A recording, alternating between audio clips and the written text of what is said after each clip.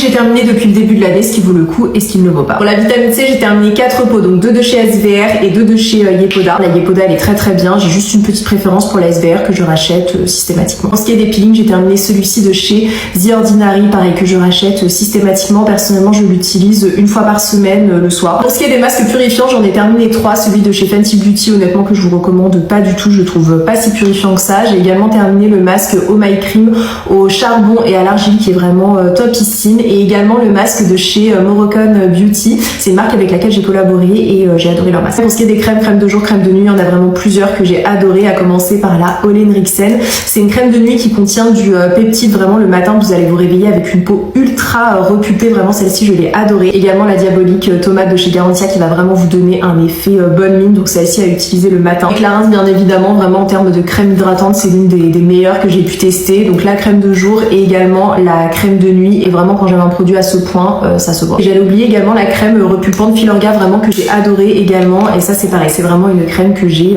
saignée jusqu'à la fin.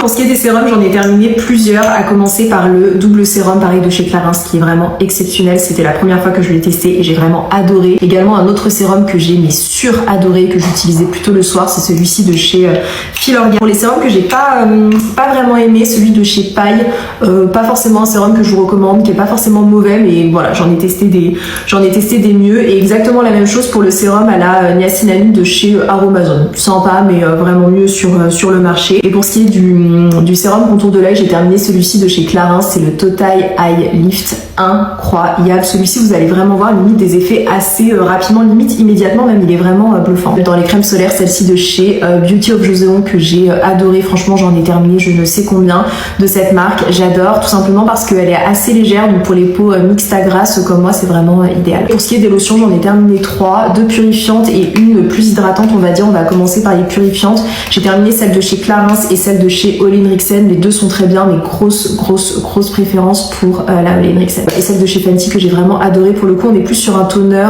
laiteux, mais vraiment top. Pour le double nettoyage, j'ai terminé plusieurs produits, à commencer par l'huile de chez Beauty of Joseon. Celle-ci je vous la recommande vraiment. Pour les mousses nettoyantes, j'en ai terminé 3. La première, celle de chez SVR qui est très bien, mais c'est pas forcément ma préférée. Idem pour celle de chez Caudalie, très bien, mais encore une fois pas ma préférée. Vraiment celle que j'adore et que je rachète systématiquement au fur et à mesure, c'est celle-ci de chez Yepoda, tout simplement parce qu'elle contient de l'acide salicylique. C'est vraiment idéal pour les peaux mixtes à grasses comme les miennes, ça va vraiment vous désincruster les pores en profondeur. Là, il me restait tous les produits corps, cheveux, mais également make-up, donc on va se retrouver dans la prochaine vidéo.